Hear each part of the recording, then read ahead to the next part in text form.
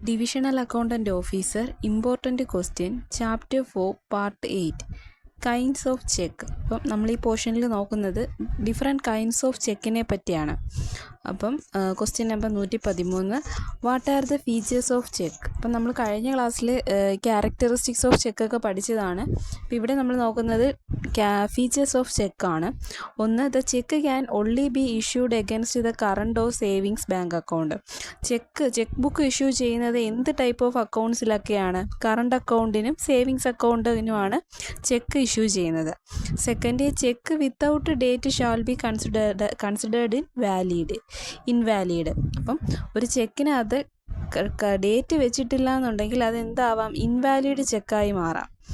3, the pay in whose name the cheque has been issued can be എൻകാഷ്ഡ്.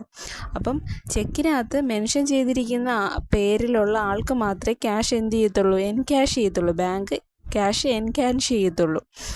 4, the cheque is only valid for 3 months from the date it has been issued. അപ്പം ചെക്കിൻ്റെ validity എന്ന് പറയുന്നത് 3 മാസമാണ്. അപ്പം ഇന്നിപ്പോൾ ഒരു check എഴുതുകയാണ്, 15 ഒരു example പറയുകയാണ്, 15/10/2020 ചെക്ക് എഴുതുകയാണെന്ന് വെച്ചോ. അതിൻ്റെ വാലിഡിറ്റി എന്ന് വരെ കാണും? 3 മാസം. 10 കഴിഞ്ഞ് 10, 11, 12, 1. അപ്പം ജാനുവരി വരെയാണ് കാണുന്നത്. ജാനുവരി 15 വരെ കാണുമോ? ഇല്ല. അതിന് തൊട്ട് മുമ്പുള്ള ദിവസം 14/1/2021 വരെ ആയിരിക്കും ആ ഡേറ്റിൻ്റെ വാലിഡിറ്റി എന്ന് പറയുന്നത്. അപ്പോൾ ഇത് cheque is only valid for 3 months from the date of issued. അഞ്ചാമത്തത്, a 9-digit MICR code is mentioned at the top of the cheque. അപ്പോൾ ചെക്കിൻ്റെ ടോപ്പിൽ എന്തുണ്ട്? ഒരു MICR കോഡുണ്ട്. MICR എന്ന് വെച്ചാൽ എന്താണ്? MICR എന്ന് വെച്ചാൽ മാഗ്നറ്റിക് ഇങ്ക് ക്യാരക്ടർ റെക്കഗ്നിഷൻ. അപ്പം MICRൻ്റെ ഫുൾ ഫോമൊക്കെ എപ്പോഴും PSC എക്സാംസിന് ചോദിക്കുന്നതാണ്. അതിനകത്ത് എത്ര ഡിജിറ്റ് ഉണ്ട് എന്ന് ചോദിക്കുന്നുണ്ട്. 9 ഡിജിറ്റാണ് ഒരു MICR കോഡിനുള്ളത്. അപ്പോൾ ഇത്രയും ഫീച്ചേഴ്സാണ് ചെക്കിനുള്ളത്. Next question 114, full form of MICR നമ്മൾ നോക്കി. Magnetic ink character recognition. അപ്പം അതിൻ്റെ ഫുൾ ഫോം ഈ റെക്കഗ്നിഷൻ എന്നുള്ളത് മാറ്റിയും തിരിച്ചുമൊക്കെ പലപ്പോഴും ചോദിച്ചിട്ടുണ്ട്. ക്യാരക്ടർ മാറ്റി ചോദിച്ചിട്ടുണ്ട്. അപ്പം എന്താണ് exact? Magnetic ink character recognition. Next 115, what you mean by stale cheque? അപ്പം സ്റ്റീൽ ചെക്ക് എന്താണെന്നാണ്. ഡിഫറെൻറ്റ് കൈൻഡ്സ് ഓഫ് ചെക്കിനകത്ത് വരുന്ന ഒരു ടൈപ്പ് ഓഫ് ചെക്കാണ് സ്റ്റീൽ ചെക്ക്. സ്റ്റീൽ ചെക്ക് എന്ന് പറഞ്ഞാൽ a stale cheque is one which is not presented for the payment before 3 months from the date of issue of cheque. അപ്പം stale cheque എന്ന് പറയുന്നത് not present for payment ചെയ്യാൻ പറ്റാത്ത ചെക്കുകളാണ്. എന്ന് വെച്ചാൽ bank തിരിച്ചു തന്നു, മടക്കി തന്ന ചെക്ക് മടങ്ങുക എന്നൊക്കെ കേട്ടിട്ടില്ലേ? അപ്പം മടക്കി തരുന്ന അല്ലെങ്കിൽ തിരിച്ചു തരുന്ന ചെക്കുകളെയാണ് സ്റ്റീൽ ചെക്ക് എന്ന് പറയുന്നത്. അത് നോട്ട് പ്രസൻറ്റ് ഫോർ പേയ്മെൻറ്റിന് പ്രസൻറ്റ് ചെയ്യാൻ പറ്റില്ല. എന്ന് വെച്ചാൽ ഒരു ഉദാഹരണം പറയുകയാണെങ്കിൽ ഇന്നത്തെ ഡേറ്റ് നമുക്ക് നേരത്തെ ഡേറ്റ് തന്നെ എടുക്കാം. 15/10/2020 എഴുതുന്ന ഒരു ചെക്കാണെന്ന് വെച്ചോ. അതിൻ്റെ കാലാവധി എന്ന് തീരും? 14/1/2021 തീരും. അപ്പം വാലിഡിറ്റി ഫോർ 3 months ഓൺലി. കാലാവധി കഴിഞ്ഞു. ഇപ്പോൾ ബാങ്കിൽ ഈ 3 മാസവും കഴിഞ്ഞ് കൊണ്ട് ചെല്ലുന്ന ചെക്കുകളെയാണ് എന്തെന്ന് പറയുന്നത്? സ്റ്റീൽ ചെക്ക് എന്ന് പറയുന്നത്. അത് ബാങ്ക് തിരിച്ച് മടക്കി തരികയാണ് ചെയ്യുന്നത്, അങ്ങനെയുള്ള ചെക്കുകൾ. അപ്പം അതിനെയാണ് സ്റ്റീൽ ചെക്ക് എന്ന് പറയുന്നത്. പഠിച്ചു വെക്കുക. PSC റിപ്പീറ്റഡ് ചോദിക്കുന്ന ക്വസ്റ്റ്യനാണ്, what is mean by stale cheque? ഇപ്പം കൈൻഡ്സ് ഓഫ് ചെക്ക് ഒരുപാടുള്ളതുകൊണ്ട് പല ഓപ്ഷൻസ് തരാം. അപ്പോൾ ഇത് സ്റ്റീൽ ചെക്കിൻ്റെ മീനിങ് എന്ന് പറയുന്നത് not present for payment before 3 months from the date of issue. അതിനകത്ത് ഇഷ്യൂ ചെയ്യുന്ന ഒരു ഡേറ്റ് അതിൽ എഴുതിയേക്കും.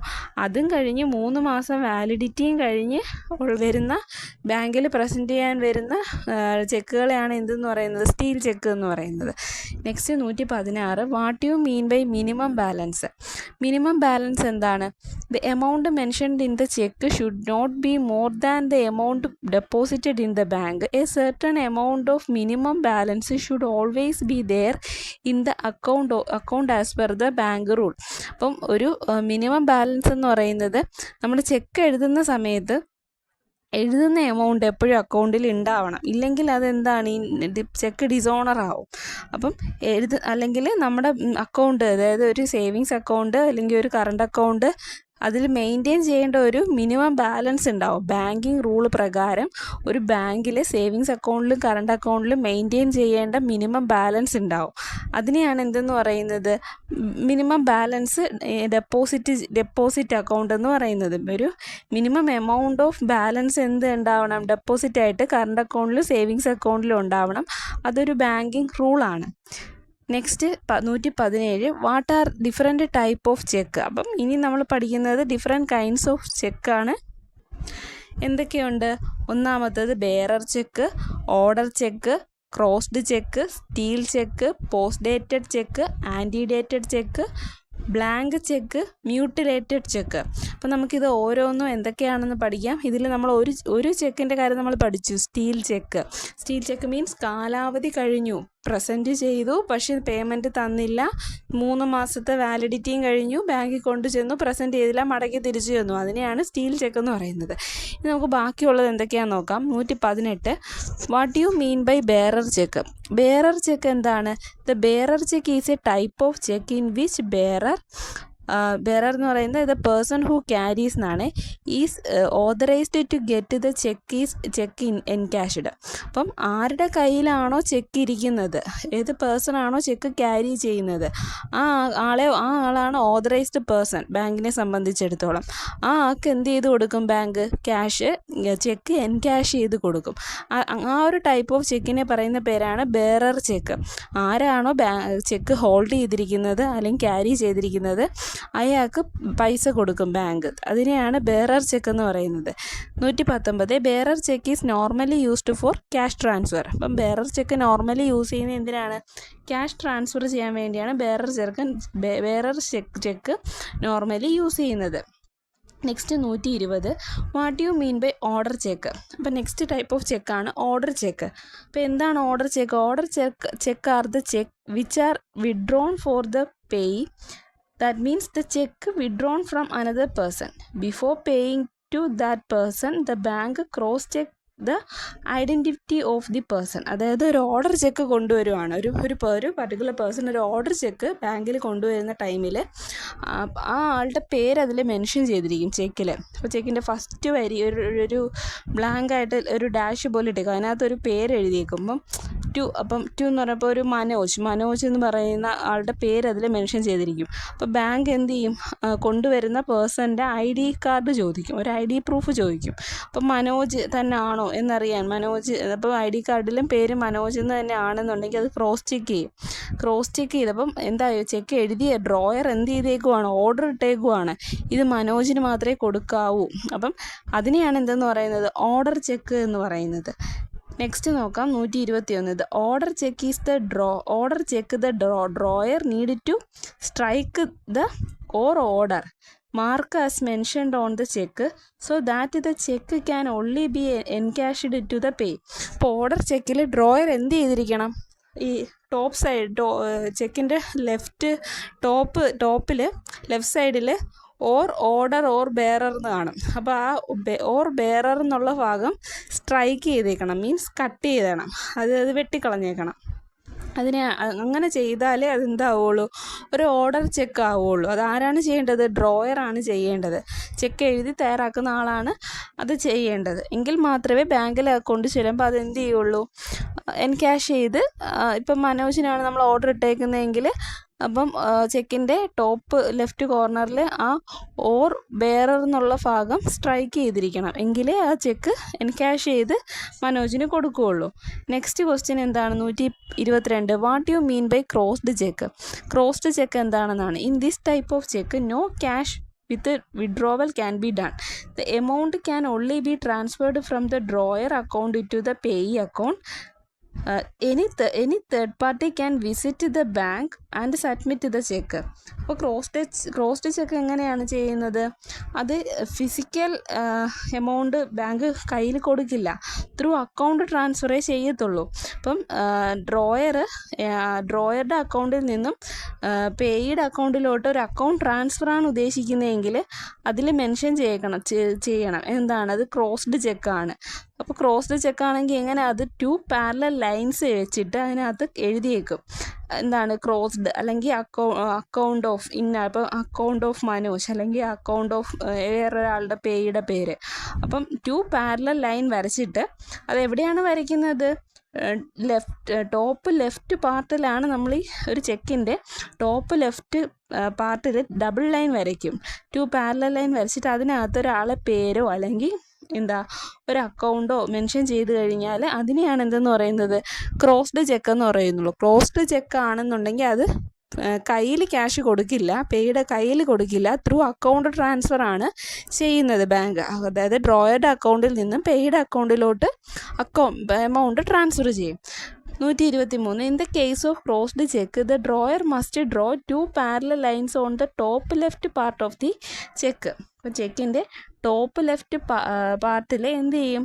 2 വര വരയ്ക്കും, 2 പാരലൽ ലൈൻസ് വരച്ച് അതിനകത്ത് എന്തെന്ന് എഴുതും? ആളുടെ പേരോ അല്ലെങ്കിൽ അക്കൗണ്ട് ത്രൂ അക്കൗണ്ടോ എഴുതിയേക്കും. അതിനെയാണ് ക്രോസ്ഡ് ചെക്ക് എന്ന് പറയുന്നത്. Next 124 what you mean by company crossed cheque. അടുത്ത എന്താണ്? കമ്പനി ക്രോസ്ഡ് ചെക്ക് എന്താണെന്നാണ്. കമ്പനി ക്രോസ്ഡ് ചെക്ക് എന്ന് പറഞ്ഞാൽ when 2 parallel lines along with the cross made on the cheque and the word company written between the lines. അപ്പോൾ 2 top left കോർണറിൽ, ചെക്കിൻ്റെ top left കോർണറിൽ 2 double വരയ്ക്കുമെന്ന് പറഞ്ഞു, 2 parallel lines വരയ്ക്കും. അതിനകത്ത് എന്തെന്ന് എഴുതിയേക്കും? ദ വേർഡ് കമ്പനി എന്ന് എഴുതിയിരുന്നാൽ അതെന്താണ്? കമ്പനി ക്രോസ്ഡ് ചെക്കാണ്. അപ്പോൾ ഏതോ ഒരു കമ്പനിക്ക് വേണ്ടി ഒരു ഡ്രോയർ എഴുതിയ ചെക്കാണ്. അപ്പോൾ ഡ്രോയറുടെ അക്കൗണ്ടിൽ നിന്നും കമ്പനിയുടെ അക്കൗണ്ടിലോട്ട് ഒരു ഇലക്ട്രോണിക് ഫണ്ട് ട്രാൻസ്ഫർ ആയിട്ടേ ആ ചെക്ക് നമുക്ക് എൻക്യാഷ് ചെയ്യാൻ പറ്റുള്ളൂ. അതിനെയാണ് എന്തെന്ന് പറയുന്നത്? കമ്പനി ക്രോസ്ഡ് ചെക്ക് എന്ന് പറയുന്നത്. Next 125 what you mean by stale cheque. Stale cheque നമ്മൾ ഓൾറെഡി പറഞ്ഞതാണ്. If any cheque issued by holder does not get withdrawn from the bank till 3 months then this type of check is called stale cheque. അപ്പം എന്താണ്? ഒരു holder check കൊണ്ടുവന്ന് present ചെയ്തു, പക്ഷേ അത് 3 മാസം കഴിഞ്ഞു, അതിൻ്റെ വാലിഡിറ്റി പീരീഡ് 3 മാസം കഴിഞ്ഞു. എന്താണ്? അതുകൊണ്ട് അതിനെന്ത് ചെയ്തില്ല? പേയ്മെൻറ്റ് കിട്ടിയില്ല. If any cheque is issued by the holder does not get withdrawn from the bank till the 3 months. ആ 3 മാസവും കഴിഞ്ഞു കൊണ്ടുവന്നിട്ടും പേയ്മെൻറ്റ് കിട്ടിയില്ല. 3 മാസം കഴിഞ്ഞിട്ടാണ്, വാലിഡിറ്റി മന്തും കഴിഞ്ഞിട്ടാണ് ബാങ്കിൽ പ്രസൻറ്റ് ചെയ്തത്. അങ്ങനെയുള്ള ചെക്കിനെയാണ് എന്തെന്ന് പറയുന്നത്? സ്റ്റീൽ ചെക്ക് എന്ന് പറയുന്നത്. Next 126 in India any cheque is valid only 3 months from the date of issue. ഇന്ത്യയിൽ ബാങ്കിങ് റൂള് പ്രകാരം എന്താണ്? ചെക്കിൻ്റെ വാലിഡിറ്റി എന്ന് പറയുന്നത് 3 മാസമേ ഉള്ളൂ. Next 127 what you mean by post dated cheque. അപ്പോൾ പോസ്റ്റ് ഡേറ്റഡ് ചെക്ക് എന്താണ്? അടുത്തത് പോസ്റ്റ് ഡേറ്റഡ് ചെക്ക് എന്ന് പറയുന്നത് if the cheque issued by the holder to the payee with a later date then that type of check is called post dated cheque. Postpone ചെയ്യുക എന്നൊക്കെ കേട്ടിട്ടില്ലേ? മാറ്റി വയ്ക്കുക. അപ്പം അത് അങ്ങനെ ഒരു മീനിങ്ങിൽ നോക്കുമ്പം പോസ്റ്റ് ഡേറ്റഡ് ചെക്ക് എന്ന് പറയുന്നത്, ഒരു എക്സാമ്പിൾ പറയാം.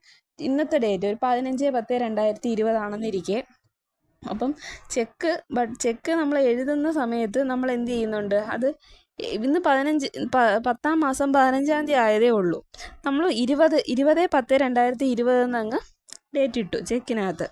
ഇന്നത്തെ ഡേറ്റ് മെൻഷൻ ചെയ്യാതെ ഒരു 5 ദിവസം പോസ്റ്റ്പോൺ ചെയ്ത ഒരു ഡേറ്റ് അങ്ങ് ഇട്ടു. അങ്ങനെ ഇട്ട് എഴുതുന്ന ചെക്കുകളെയാണ് എന്തെന്ന് പറയുന്നത്? പോസ്റ്റ് ഡേറ്റഡ് ചെക്ക് എന്ന് പറയുന്നത്. അപ്പോൾ ഇപ്പം ഇന്നിപ്പോൾ 15ാം തീയതി ആയതേ ഉള്ളൂ. നമുക്ക് ഡ്രോയർ ഇന്ന് ചെക്ക് എഴുതി തന്നു, നമ്മളത് ബാങ്കിൽ കൊണ്ട് പ്രസൻറ്റ് ചെയ്തു. അപ്പോൾ ബാങ്കിൽ നോക്കുമ്പോൾ ഇതിനകത്ത് 20ാം തീയതിയാണ് ഡേറ്റ് കിടക്കുന്നത്. ഇന്ന് രാവിലെ തന്ന ചെക്കാണ്. അപ്പം നമ്മളത് അറിഞ്ഞില്ല, പോസ്റ്റ് ഡേറ്റഡ് ചെക്കാണ് നമ്മൾ അറിഞ്ഞില്ല.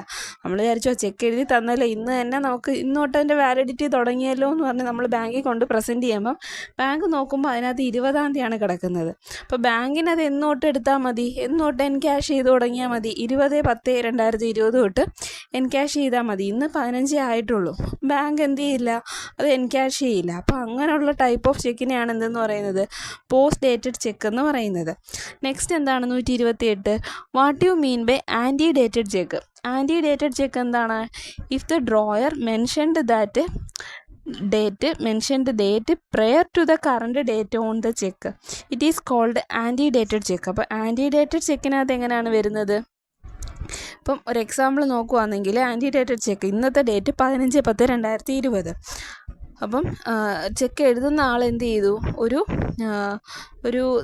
4/4/2020 ഒരു പഴകിയ പുറകിലോട്ടുള്ള ഒരു ഡേറ്റ് വെച്ചു. അപ്പോൾ അതിൻ്റെ ഈ 4/4/2010 എന്ന് പറയുമ്പോൾ അതിൻ്റെ വാലിഡിറ്റി എന്ന് തീർന്നു? 4 കഴിഞ്ഞ് 5, 6, 7 7-ാം മാസത്തെ തീർന്നു. അപ്പോൾ 7/3/2020 ആകുമ്പോൾ അതിൻ്റെ കാലാവധി തീർന്നു. അപ്പം നമ്മുടെ ഇന്നത്തെ ഡേറ്റ് എത്രയാണ്? 15/10/2020 ആണ്. അപ്പോൾ പുള്ളി എന്ത് ചെയ്യുവാണ്, പുറകിലോട്ടുള്ള ഒരു ഡേറ്റ്, അതും വാലിഡിറ്റിയും കഴിഞ്ഞ് പുറകിലോട്ടുള്ള ഒരു ഡേറ്റ് വെച്ചിട്ടാണ് പുള്ളി ചെക്ക് എഴുതിയത്. അപ്പോൾ അങ്ങനെ ഒരു ടൈപ്പ് ഓഫ് ചെക്കിനെയാണ് എന്തെന്ന് പറയുന്നത്? Prior to the current date. അവിടെ പറഞ്ഞേക്കുന്നുണ്ട് പ്രയർ ടു ദ.